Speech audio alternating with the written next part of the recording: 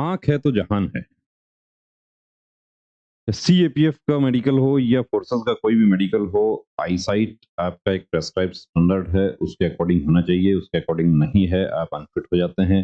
तो इस वीडियो में हम आपके लिए लेकर आए हैं आईसाइट के बारे में। हेलो फ्रेंड्स, स्वागत है आपके अपने यूट्यूब चैनल गायत्री ऑफिशियल में आपका। और आंख का मेडिकल कैसे होता है, विशेष रूप से सीएपीएफ, जिसमें एसएससी जीडी, सीएपीएफ के separate recruitment, CPO, SI, tradesman, अभी सीआरपीएफ और एसएसबी के भी मेडिकल होने हैं। आंख में भी देखिए आई साइट स्पेशली बात करेंगे उसकी कि विजन कितना होना चाहिए। तो देखिए यहाँ पर आपको अब मास्टर आई पहले आपको समझना होगा कि मास्टर आई क्या है। मास्टर आई आप राइट हैंड से लिखते हैं तो राइट आई आपकी मास्टर आई है।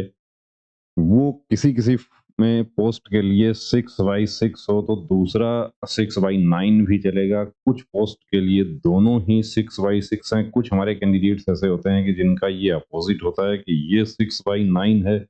उस स्थिति में क्या होगा, अनफिट हो गया। क्या सावधानियां रख सकते हैं, क्या ट्रीटमेंट हो सकता है, उनके बारे में बताएंगे। और अपने दोस्तों के साथ में ज्यादा से ज्यादा शेयर कर दीजिए कि अनफिट सर्टिफिकेट भी आपको दिखाएंगे, और वो भी उस कैंडिडेट का जिसका वर्दी पक्की थी। अब देखिए हम आते हैं medical guideline page number 63। Medical guideline आपको चाहिए, आपको व्हाट्सएप नंबर दे देंगे, उस पे आप एक मैसेज कर देना, आपको मेडिकल गाइडलाइन मिल जाएगा। गूगल पर भी है ये। अब देखिए एसओज ओआर, एसओज ओआर, एसओज हैं हमारे जो सीपीओ के माध्यम से सब इंस्पेक्टर भर्ती होते हैं, या जो डायरेक्ट एंट्री सब इंस्पेक्टर हैं, वो at the entry age 18 to 35 years, 18 से 35 साल की एंट्री एज में। तो ये तो देखिए नियर विजन है N6 और N9, इसमें कोई प्रॉब्लम अक्सर नहीं होता है। इस एज में नियर विजन का प्रॉब्लम नहीं होता, बहुत रेयर केस में होता है।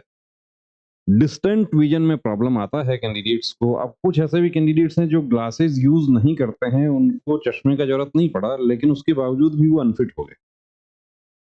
तो 6/12 18 तक देखिए जरूरत नहीं पड़ता है। 6/6, 6/9, a visual correction of any kind is not permitted even by glasses। Visual correction का मतलब है कि किसी भी तरह का लेजिक, लेजर, कॉन्टूरा वो अलाउ नहीं है। अब पुरानी मेडिकल गाइडलाइन में क्या था कि 2 से 3 महीने का समय मिलता था। तो एक कैंडिडेट जिसका 6/18 का पॉइंट मिला है, और वो जब री मेडिकल में 2 महीने बाद जाते हैं, वहां पर वो 6/6 पढ़ रहे हैं, तो वो डाउटफुल केस था। और उस स्थिति में क्या होता था कि मशीन से चेक किया जाता था, कैंडिडेट्स को पूछा जाता था आपने लेजर करवाया है तो घर चले जाइए, वरना आपका पैसा लगेगा, मशीन से जांच होगी। और जिन जो लोग लेजर करवाते थे वो एक्सेप्ट कर लेते थे कि पैसा नहीं लगेगा, वरना तो अनफिट तो होना ही है। लेकिन जब से 2021 अगस्त से पहली भर्ती आईटीबीपी की हुई थी, जिसमें मेडिकल गाइडलाइन रिवाइज कर दिया गया, अब आपको सिर्फ 24 घंटे का समय मिलता है। तो अब मशीन से चेक नहीं किया जाता। इस पहले दिन 6/18 है, दूसरे दिन क्या 6/6 हो जाएगा, वो भी होता है। वो कैसे होता है वो भी बताएंगे आपको। अब देखिए ड्राइवर डीसीपीओ, अब ड्राइवर डीसीपीओ के लिए यहाँ पर एंट्री एज 18 से 35 में दोनों आंखें 6/6 होनी चाहिए। सीपी कलर परसेप्शन एसओज के लिए और कांस्टेबल जीडी के लिए CP3 होता है। In right handed person the right I is better I and viva binocular vision is required. और CP2 ड्राइवर के लिए कलर परसेप्शन जो है वो CP2 चाहिए, यानी कि कलर ब्लाइंडनेस थोड़ा बहुत भी है, जो आप लोग कहते हैं ना मुझे कुछ प्लेट्स पढ़ने में प्रॉब्लम होती है, या 74 को 71 पढ़ देते हैं, 73 को 23 पढ़ देते हैं, इस तरह की जो कॉमन मिस्टेक्स होती हैं वो ड्राइवर में अलाउ नहीं होती, सीपीओ एसआई या जीडी में अलाउ हो जाती। अब देखिए visual standard for direct entry tradesman followers in CAPF NST AR. इसमें कुक, वॉशरमैन, बार्बर, टेलर, बूटमार, बूटमेकर, कारपेंटर, माली, इलेक्ट्रीशियन। अब यहाँ पर भी एक चीज ध्यान रखने वाली है कि कांस्टेबल इलेक्ट्रीशियन में आप भर्ती होते हैं तो CP4 अलाउ कर दिया, लेकिन वही यदि हेड कांस्टेबल मिनिस्ट्रियल में भर्ती हो रहे हैं तो वो CP3 अलाउ है उसमें। तो क्या जब इनका प्रमोशन होगा और वो हवलदार बनेंगे तो इस तरह कुछ देखिए यहाँ पर कुछ जिसको कहते हैं ना कि कुछ ऐसे पॉइंट्स हैं कि जिनके आधार पे चैलेंज कर जाते हैं कैंडिडेट्स इसको। Switch board attendant, charge mechanic, plumber, mason, painter, motor pump attendant, welder, water carrier, sweeper, सफाई कर्मचारी, बिगलर, कहार, मसालची at the entry age 18 to 35 years, जिसमें 6/6 और 6/9 वही जीडी वाला है। और कलर परसेप्शन यहाँ पर CP4 है, लेकिन बीएसएफ ने जो 2023 में अपना ट्रेड्समैन का भर्ती किया था उसमें CP3 कर दिया। कि बाद में जब कांस्टेबल में मर्ज होते हैं वो लोग तो थोड़ी परेशानी होती है, उसके आधार पे क्या होगा अब आगे जो ट्रेड्समैन की भर्ती आती है उसमें देखेंगे। लेकिन अभी जो ट्रेड्समैन के जो मेडिकल होने हैं, चाहे वो एसएसबी के हों या सीआरपीएफ के हों, उसमें यही है CP4। Visual correction of any kind is not permitted for distant, should be able to read with glasses for near vision only. तो ये ट्रेड्समैन में नियर विजन के लिए तो ग्लासेस अलाउ है, लेकिन डिस्टेंट विजन के लिए नहीं। वही राइट हैंडेड और बाइनोकुलर उसके बारे में पूरा बताया है। अब 6/6 कौन सा है, 6/9। अब ये देखिए, ये हमारे कैंडिडेट जो है वो अभी ITBP constable motor mechanic head constable, sorry, ITBP head constable motor mechanic, इन्होंने मैसेज भी किया था हमें, बहुत परेशान थे। बड़ा अफसोस इनको हो रहा है कि मैंने पहले चेकअप क्यों नहीं करवाया, मुझे पता नहीं था। चेकअप करवाता तो क्या समाधान हो सकता था, चेकअप करवा के तो समाधान हो जाता। कि लेजर, लेजिक, कॉन्टूरा ये सब अलाउ नहीं है, लेकिन उसके बावजूद भी वो सब करवा के कैंडिडेट्स फिट हो रहे हैं। सीपीओ एसआई में भी फिट हो रहे हैं, कांस्टेबल में भी हो रहे हैं, बहुत सारे कैंडिडेट्स हमारे ज्वाइन कर रखे हैं।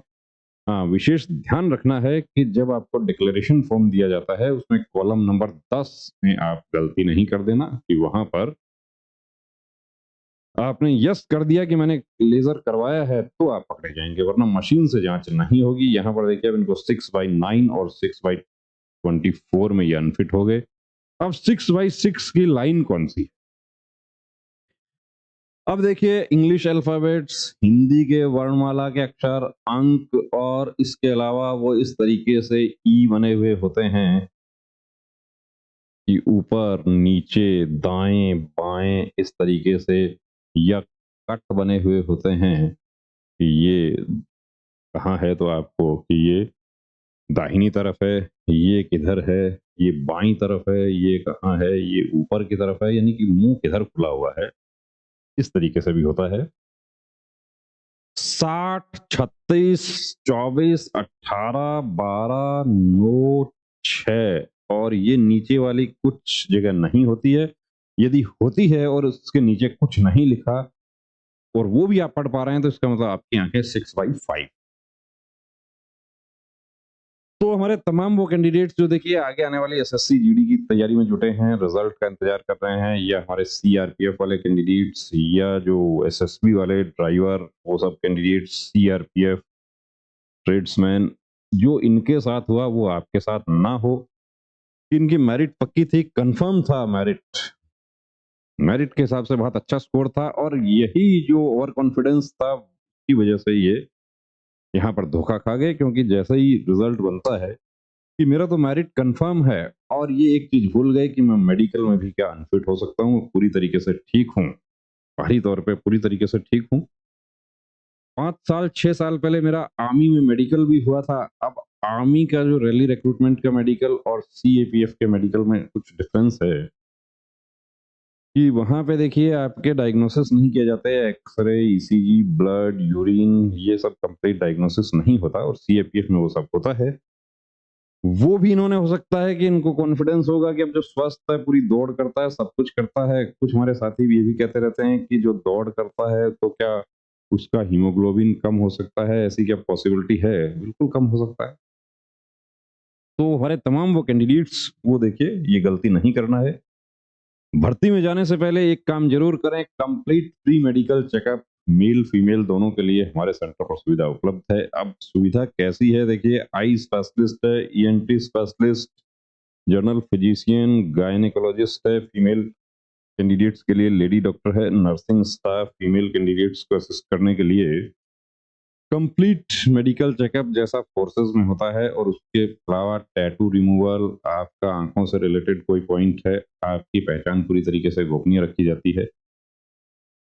तो यदि आप हमारे सेंटर पे आना चाहते हैं और अपने मेडिकल के डाउट्स क्लियर करना चाहते हैं तो अपॉइंटमेंट के लिए नंबर दिया है। इसके अलावा आपको व्हाट्सएप नंबर भी आपको दे देता हूँ कि यदि आपको मेडिकल गाइडलाइन चाहिए, वेट चार्ट चाहिए, आपका कोई मेडिकल से रिलेटेड कोई डाउट है, आप व्हाट्सएप मैसेज कर सकते हैं। आपको रिप्लाई थोड़ा टाइम जरूर लग जाए लेकिन रिप्लाई जरूर मिलेगा। तो बने रहिए दोस्तों चैनल के साथ, और वर्दी पहनना है तो मेडिकल चेकअप एक बार जरूर करवा के देखना कि जिस तरीके से आप रिटन के मॉक टेस्ट देते हैं, फिजिकल की आप तैयारी करते हैं, कंपटीशन इस कदर है कि आपकी एक छोटी सी गलती जो है वो आपको बाहर कर देगी। जय